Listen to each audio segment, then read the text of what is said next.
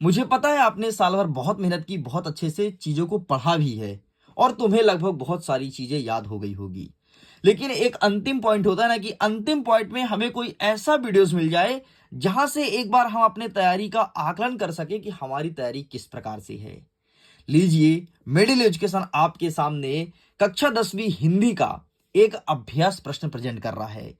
यहाँ के आप सारे क्वेश्चंस को अच्छे से देखिए, समझिए, आपको एग्जाम का नया पैटर्न पता चलेगा और आपको एग्जाम का पूरे के पूरे क्वेश्चंस पता चलेंगे किस प्रकार से क्वेश्चंस आएगा और उसका सही उत्तर क्या होगा। इस एक वीडियो में हम सभी प्रश्न का उत्तर कवर करने वाले हैं, इसलिए बिना टाइम वेस्ट किए एक एक चीज को अच्छे से समझते हैं। देखो, सबसे पहले यहां पर मेंशन रहेगा आपके पेपर का सेट कि आपको आपके एग्जाम में कौन सा सेट मिल रहा है। जो भी सेट मिले ABCDEFGH वो सब यहां पर मेंशन होगा। जैसे सपोज करो कि ये है आपके सामने सेट नंबर 1। देखिए, सबसे पहले आपका पेपर का इंटरफेस कुछ इस प्रकार से रहेगा। इसे मैं थोड़ी जूम करता हूं ताकि आपका नजर टोटल ऑन स्क्रीन होना चाहिए। यहां पर जैसे आपको पेपर मिलेगा तो यहां पर आप अपना रोल नंबर फिल करोगे। जो भी आपका रोल नंबर होगा अंकों में यहां पर भरना है। इसके बाद यहां पर आपके पेपर का सेट मेंशन रहेगा कि कौन सा सेट देखने को मिलेगा। ए से लेकर के रहेगा डी तक। सपोज करो कि ये है set number A. Total number of questions, इसके बाद टोटल नंबर ऑफ पेजेस, कितने पेज के रहेंगे। एंड यहां पर लिखा रहेगा कि ये हाई स्कूल के लिए वीडियोस होना है, जो कि हिंदी विषय के लिए होगा। यहां पर लिखा रहेगा कि हिंदी का पेपर होना है। नीचे आगे बढ़ेंगे तो यहां पर आपको टाइमिंग दिया रहेगा कि 3 घंटे का पेपर होगा और पूर्णांक यहां पर मेंशन होगा। उसके बाद आप आगे बढ़ेंगे तो यहां पर वेरियस प्रकार के इंस्ट्रक्शन लिखे होंगे, जो कि आपको ध्यान से पढ़ना है। ध्यान समझ लो, पेपर का एक एक स्ट्रेटजी बता रहा हूं, ठीक है। निर्देश को पहले आप ध्यान से पढ़ना कि सभी प्रश्न को हल करना अनिवार्य है। 1 से लेकर के 5 तक आपको वस्तुनिष्ठ प्रश्न, बाकी 23 तक ऐसे क्वेश्चन जिसमें अतिरिक्त विकल्प दिया रहेगा। कुछ आपको मिलेगा 17 नंबर तक 2 अंक के प्रश्न, जिसका आंसर आपको 30 शब्दों में लिखना है। फिर आपको 20 तक ऐसे प्रश्न देखने को मिलेंगे जिसका आंसर आपको 75 शब्दों में लिखना है। फिर 23 तक ऐसे क्वेश्चन रहेंगे जिसका आंसर आपको 120 शब्दों में लिखना है, मतलब 1.5 से 2 पेज में लिख करके कंप्लीट करना है। इस प्रकार से आपका पूरा का पूरा प्रश्न पत्र रहने वाला है। 32 पेज की कॉपी मिलेगी और उसी कॉपी पूरा पूरा आंसर लिखना है। अब हम देख लेते हैं कि किस प्रकार से क्वेश्चंस हमारे एग्जाम में आएगा, और ध्यान से सारे क्वेश्चंस को बहुत अच्छे से आप हमारे साथ सॉल्व कीजिएगा, ठीक है। हमारा पहला प्रश्न कहता है कि सही विकल्प चुनकर एक लिखो। इसमें पहला नंबर कहता है कि कामयानी के कवि हैं, मतलब कामयानी जो रचना है इसको किसने लिखा है, तो इसका सही आंसर हो जाएगा ऑप्शन नंबर आ, Jaishankar Prasad is correct answer. Next, Suryakant Tripathi Nirala की रचना है, इनमें से कौन सी रचना निराला जी की है, तो इसका सही आंसर हो जाएगा ऑप्शन नंबर द कुकुरमुत्ता इस करेक्ट आंसर। यही निराला की रचना है। नेक्स्ट, हमारा तीसरा नंबर कह रहा है कि रति अस्थाई भाव है। रति किसका अस्थाई भाव है, ठीक है, आपको रस पहचानना है, तो ये हो जाएगा श्रृंगार, ठीक है। श्रृंगार का रति होता है। वीर का क्या होता है, तो उत्साह होता है, ये भी ध्यान रखना, ठीक है। साथ में आपको भयानक का भय होता है, ये भी पता होना चाहिए, ठीक है। वात्सल्य का वत्सल्य होता है, ठीक है, तो वत्सल्य होता है, ये सब चीजें आपको पता होना चाहिए। और रस से 100% क्वेश्चन देखने को मिलेगा। नेक्स्ट कहता है कि प्रयोगवाद के जनक माने जाते हैं, किसे कहा जाता है कि प्रयोगवाद के जनक कौन है, तो इसका सही आंसर लगाना है ऑप्शन नंबर द अज्ञेय। आप हमें बताइए कमेंट सेक्शन में कि अज्ञेय का पूरा नाम क्या है। नेक्स्ट, हमारा 5वां नंबर कह रहा है नेताजी की मूर्ति बनाई थी, तो नेताजी की मूर्ति को किसने बनाई थी, तो यहां पर मोतीलाल ने, या कैप्टन ने, या फिर श्याम मोहन ने, या फिर हलदार साहब ने, तो इसका सही आंसर हो जाएगा आपका ऑप्शन नंबर आ, मोतीलाल इस करेक्ट आंसर। इन्होंने मूर्ति बनाई थी। ये है नया पैटर्न के आधार पर क्वेश्चन। अब एक ऐसा क्वेश्चन जो कि आपको किसी भी किताब में देखने को नहीं मिलेगा, चाहे आपका परीक्षा बोध हो, परीक्षा अध्ययन हो, या फिर बाजार में बिकने वाली कोई भी किताब, वहां ये प्रश्न देखने को नहीं मिलेगा, क्योंकि ये नए पैटर्न के आधार पर क्वेश्चन है कि शहर के मुख्य चौराहे पर नेताजी सुभाष चंद्र बोस की प्रतिमा लगवा दी गई, किसने लगवा दिया, व्यापारी द्वारा, प्रशासनिक अधिकारी द्वारा, किसान द्वारा, या फिर वकील द्वारा, किसने लगाया। ये है नया पैटर्न के आधार पर क्वेश्चन। तुम उठा के देख लो कोई भी किताब, कहीं ये क्वेश्चन देखने को नहीं मिलेगा।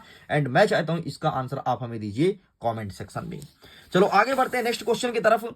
नेक्स्ट हमारा प्रश्न क्रमांक 1 कह रहा है कि बल्लभाचार्य डैश डैश के गुरु थे, तो किनके गुरु थे, तो यहां पर आपको लगाना है ऑप्शन नंबर आ, सूरदास इस करेक्ट आंसर।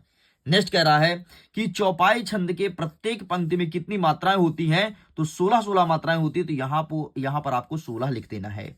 नेक्स्ट, रस के डैश डैश अंग होते हैं, तो याद रखिएगा कि रस के 4 अंग होते हैं, स्थायी भाव, विभाव, अनुभाव और संचारी भाव।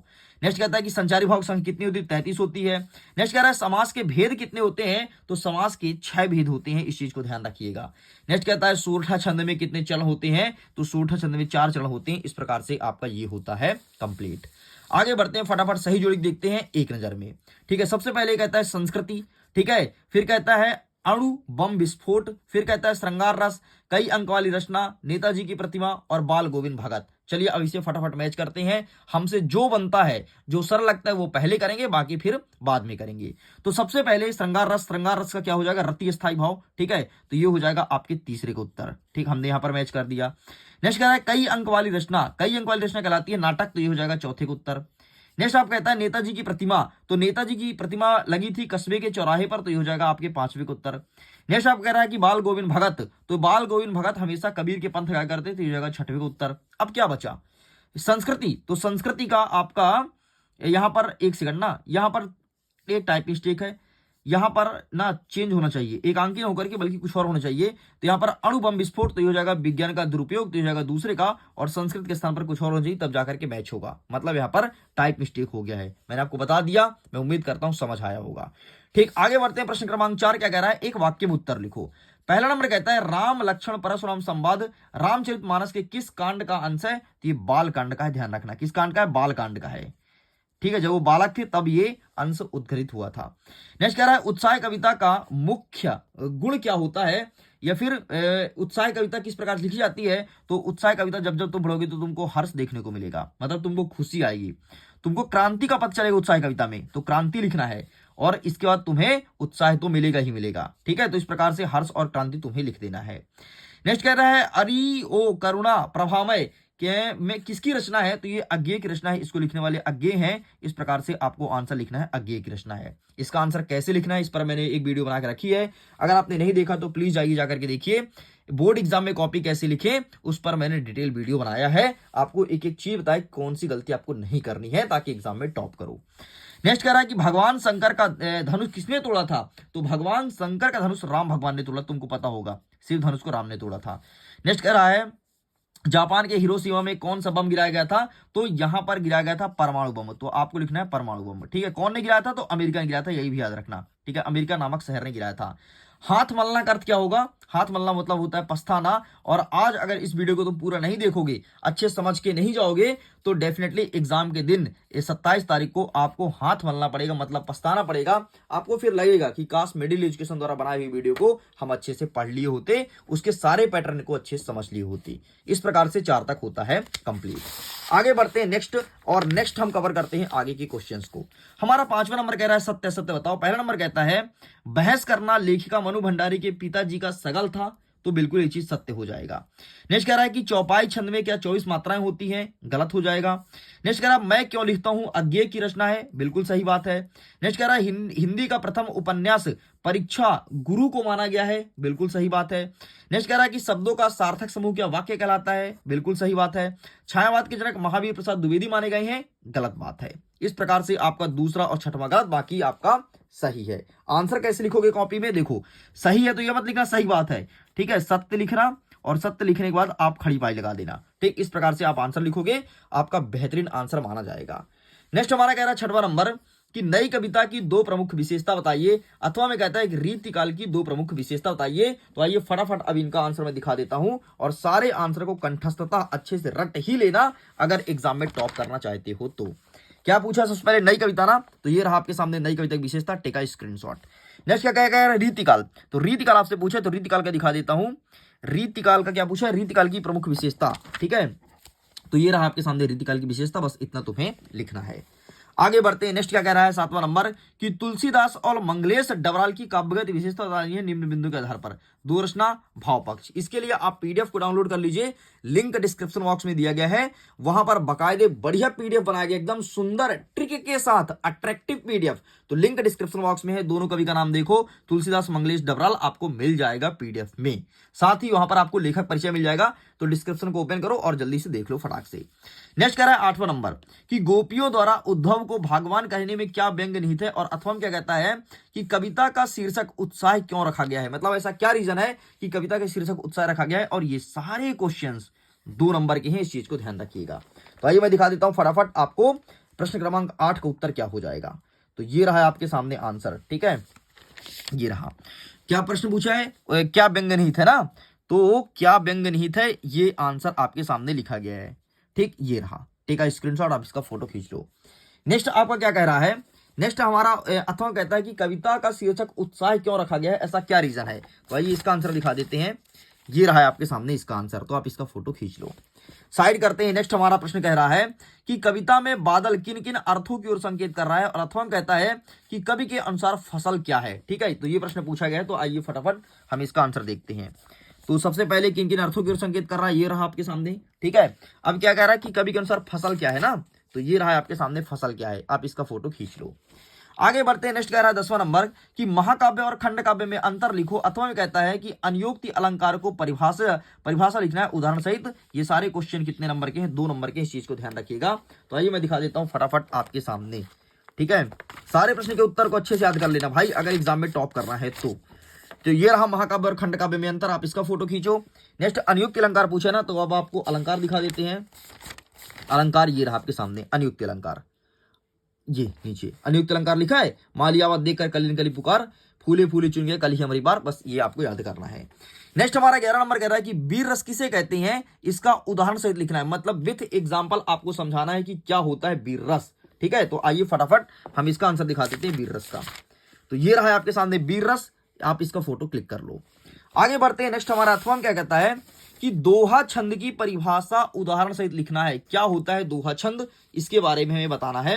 तो फटाफट हम इसका भी आंसर देख लेते हैं, दोहा छंद, ठीक है। तो ये रहा आपके सामने दोहा छंद, ठीक है। इसके प्रथम और तृतीय चरण में 13-13 मात्राएं होती हैं, कुल 24 मात्राएं होती हैं, और दूसरे चौथे में 11-11 मात्राएं होती है, ध्यान रखना। और एक एग्जाम्पल भी ध्यान रखना दोहा का।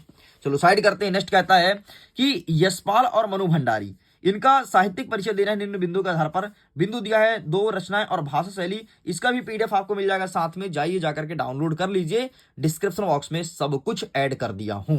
इसके अलावा और भी जो कुछ पढ़ना हो तो उनका भी आपको मिल जाएगा, डिस्क्रिप्शन बॉक्स में है, चेकआउट करो, ठीक है। तो आगे बढ़ते हैं। 13 नंबर कह रहा है कि भगत की पुत्र वधु उन्हें अकेला क्यों नहीं छोड़ना चाहती थी। ये भी 2 नंबर के ही क्वेश्चन चल रहे हैं, ठीक है। क्या कहां तक आएगा? 70 तक आएगा, देख रहे हो ना, 70 नंबर तक आएगा, तो वही सब चल रहा है। नेक्स्ट हमारा कह रहा है अथवा में कि बिस्मिल्लाह खां की सहनाई की मंगल ध्वनि का नायक क्यों कहा जाता है, ये प्रश्न पूछा गया है। तो आइए फटाफट इसका भी आंसर देख लेते हैं। तो ये रहा सबसे पहले, उन्हें अकेले क्यों नहीं छोड़ना चाहती थी, ठीक है, एंड मंगल ध्वनि का नायक क्यों कहा है, इसका आंसर दिखा देता हूं। तो ये रहा है आपके सामने, मंगल ध्वनि का नायक क्यों कहा जाता है, ठीक है, फोटो खींच लो। आगे बढ़ते हैं। नेक्स्ट क्या कह रहा है, लेखिका मनु भंडारी के व्यक्तित्व पर किन किन व्यक्तियों का प्रभाव पड़ा और किस रूप में पड़ा, ये भी 2 नंबर का प्रश्न है। अथवा कहता है कि बाबू गुलाब राय के अनुसार निबंध की परिभाषा। वाह बाबू गुलाब राय, मतलब इसने क्या किया, इसने आपको बांध दिया, बंधन में डाल दिया कि बाबू गुलाब राय के बारे में बताना है, उन्होंने निबंध को क्या कहा है ना। तो जब बंधन में डाल दे तो आंसर तो लिखना ही पड़ेगा। तो सबसे पहले ऊपर वाला देख लो, मनु भंडारी वाला, ठीक है, फिर हम गुलाब राय वाला दिखाते हैं। तो आपको अब गुलाब राय वाला दिखा देते हैं, आपके सामने सब कुछ लेकर के आए हूं भाई, तुम्हें कहीं नहीं भटकना। ये देखो गुलाब राय के अनुसार निबंध, इसका फोटो खींच लो। चलो आगे बढ़ते हैं। नेक्स्ट क्या कह रहा है, 15 नंबर कह रहा है कि हिंदी के प्रसिद्ध 2 नाटककार का नाम बताना है, और अथवा कहता है कि आत्मकथा और जीवनी में अंतर बताइए। ये क्वेश्चन आपके 2 नंबर का है, ठीक है। तो 15 नंबर का उत्तर मैं दिखा देता हूं फटाफट, ये रहा है आपके सामने। सबसे पहले नाटककार का नाम पूछा है, तो ये रहा नाटक, ये तब तो है ना, एक सेकंड, ये रहा नाटककार का नाम, ठीक है, 6वां नंबर। फिर अथवा क्या कहता है, अथवा कहता है कि आत्मकथा और जीवनी में अंतर बताइए। तो ये रहा आपके सामने, आत्मकथा और जीवनी में अंतर, टेक अ स्क्रीनशॉट। चलो आगे बढ़ते हैं। नेक्स्ट 16 नंबर कह रहा है कि मुहावरे और लोकोक्तियों में अंतर बताओ। अथवा कहता है कि अवधा शब्द शक्ति क्या है, इसे परिभाषित करना है। तो आइए मैं मुहावरे लोकोक्तियां दिखाता हूं, फिर आपको अभिधा दिखाता हूं कि अभिधा क्या होता है। ये रहा मुहावरे और लोकोक्तियों में अंतर, आप इसका स्क्रीनशॉट ले लो। नेक्स्ट आपसे अभिधा पूछा है ना, तो अभिधा में दिखा देता हूं कि अभिधा क्या होता है। तो ये लिखा है आपके सामने अभिधा। अभिधा का मतलब होता है कि साधारण अर्थ देने वाला। जैसे मैंने बोला कि राम पानी पी रहा है, तो राम पानी पी रहा है, बस बात खत्म, है ना, साधारण अर्थ दे रहा है। तो बस इतना तुम्हें लिखना है।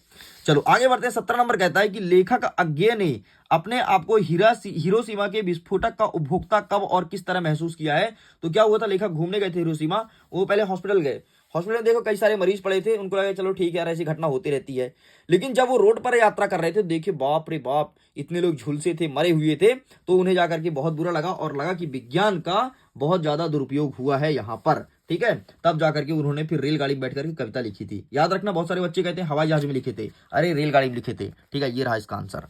नेक्स्ट अथवा क्या कहता है कि बच्चे माता पिता के प्रति अपने प्रेम को कैसे अभिव्यक्ति करते हैं। ठीक है, जो बच्चे होते हैं माता पिता के प्रति प्रेम को कैसे अभिव्यक्त करते हैं, तो इसका आंसर भी दिखा देता हूं। ये रहा तुम्हारे सामने आंसर, नए पैटर्न के आधार पर क्वेश्चन रखा गया है। ठीक है, नए पैटर्न, 5 प्रश्न ऐसे हैं जो नए पैटर्न आएगा, और मिडिल एजुकेशन अपने हाइब्रिड सैंपल पेपर में वो 5 प्रश्न को भी कवर अप करता है कि ऐसे क्वेश्चन देखने को मिलेगा और उस टाइप के क्वेश्चंस को रखा है। तो अगर आपने अभी तक हाइब्रिड सैंपल पेपर परचेस नहीं किया है तो परचेस कर लो, मैसिव डिस्काउंट चल रहा है। मात्र आपको हाइब्रिड सैंपल पेपर मात्र 49 रुपए मिल रहा है। पहले ये 100 रुपए का हुआ करता था, इसमें 30% का डिस्काउंट मिला तो 70 रुपए का हुआ। फिर मेरे प्यारे बच्चों कहने से फिर से मिडिल एजुकेशन ने डिस्काउंट दिया, फिर से 30% का डिस्काउंट दिया, और अब जाकर के ये 49 रुपए का हो गया। मतलब टोटल आपको 60% का फ्लैट डिस्काउंट मिल रहा है, और ये बड़ा डिस्काउंट है। 27 तारीख को ये डिस्काउंट एंड हो जाएगा। इसके बाद अगर आप किसी भी विषय का हाइब्रिड सैंपल पेपर खरीदना चाहते तो नहीं खरीद पाएंगे इतने कम दाम पर, इसलिए जाइए जाकर के परचेस कीजिए। परचेस का लिंक आपको डिस्क्रिप्शन बॉक्स में दिया गया है। एक मोबाइल नंबर है 7470-705-703, इस मोबाइल नंबर पर मैसेज कीजिए कि सर मुझे हाइब्रिड सैंपल पेपर खरीदना है। वहां पर जो सर है वो आपको गाइड कर देंगे कैसे क्या करना है, तो आप परचेस करिए, बहुत फायदा मिलेगा। बहुत सारे बच्चे को फायदा मिल चुका है और वो हाइब्रिड सैंपल पेपर से अच्छे से तैयारी कर भी रहे हैं। तो देर किस बात की, मैसिव सेल का फायदा उठाइए, वरना 27 फरवरी के बाद सारे हाइब्रिड सैंपल पेपर की कीमत दोगुनी हो जाएगी, और शायद ही आप इसे फिर परचेस करने में 10 बार विचार करें। तो जल्दी से खरीदिए, नहीं तो फिर आपको महंगे दाम पर ही इसे उपभोग करना होगा। 18 नंबर कहता है कि निम्नलिखित पद्यांश का संदर्भ प्रसंग सहित व्याख्या करना है। उद्धव तुम हो अति बड़ी भागी। ठीक है, आगे क्या कह रहा है, आगे आपका पूरा पूरा पद्यांश लिखा गया है, ये पद्यांश पूरा ध्यान से देख लो। ठीक है, अपरस रहत स्नेह तगातो ना ही मन अनुरागी, ये चीज बोला गया है। तो इसका हम आंसर देखेंगे। अथवा में क्या क्या कह रहा है, अथवा में कह रहा है कि उज्जवल गाथा कैसे गाऊं मधुर चांदनी रातों की, अरे खिला खिल कर हंसते हंसते होने वाले उन बातों की, ये चीज पूछा गया है। तो चलिए हम फटाफट अब इनका आंसर देख लेते हैं कि इसका सही उत्तर क्या हो जाएगा। ठीक, तो इसका सही उत्तर आपको मिलेगा यहां पर। ठीक है, वेट कीजिए, मैं दिखा देता हूं। सबसे पहले उद्धव तुम हो अति बड़ी भागी, यही बोला गया है ना प्रश्न। तो ये देखो तुम्हारे सामने आंसर है, 2023 में भी पूछा है। ठीक है, इसलिए अच्छे से याद करना है। नेक्स्ट उज्जवल वाला दिया है, तो हम उज्जवल वाला आपको दिखा देते हैं। कौन सा प्रश्न है, प्रश्न क्रमांक 18 ना। तो उज्जवल वाला आपको ये मिलेगा यहां पर, ये देखो उज्जवल गाथा। ठीक है, इससे भी अच्छे से प्रिपेयर करना है। चलो साइड करते हैं। नेक्स्ट हमारा कह रहा है 19 नंबर कि निम्नलिखित गद्यांश का संदर्भ प्रसंग और व्याख्या बताना है। ठीक है, एक खेती वाली वाला पूछा है और अथवा कहता है अब हलदार वाला। ठीक है, तो आइए इसका आंसर हम दिखा देते हैं कि खेती वाली वाले का सही आंसर क्या हो जाएगा। तो ये रहा आपके सामने खेती वाले का आंसर। 1 सेकंड ना, 1 सेकंड वेट कीजिएगा। ये रहा खेती बाड़ी वाला पूरा पूरा पद्यांश, एंड ये रहा सबका उसका आंसर। ठीक, इतना तुम्हें लिखना है। नेक्स्ट आपका हलदार वाला पूछा गया है, मैं चाहता हूं इसका आंसर आप लोग स्वयं अटेंड कीजिएगा, तो ये आपके लिए एक होमवर्क का पार्ट है। नेक्स्ट आपका 20वां नंबर कहता है कि स्वच्छ भारत अभियान पर एक अनुच्छेद लिखना है एंड एक संवाद लेखन आपके एग्जाम में आएगा। मैं यहाँ पर पर्यावरण प्रदूषण के ऊपर आपको बताया है, अधिकारी और नागरिक के बीच में। तो आइए हम देख लेते हैं कि इसका सही उत्तर क्या हो जाएगा, और अच्छे से प्रिपेयर कर लेना। संवाद लेखन बहुत ईजी है, बहुत ही सरल है, अच्छे से प्रिपेयर कर लेना, एग्जाम में देखने को मिलेगा, 100% देखने को मिलेगा। सबसे पहले स्वच्छ भारत के ऊपर ये रहा आपके सामने। ठीक है, अब मैं दिखाता हूँ संवाद लेखन।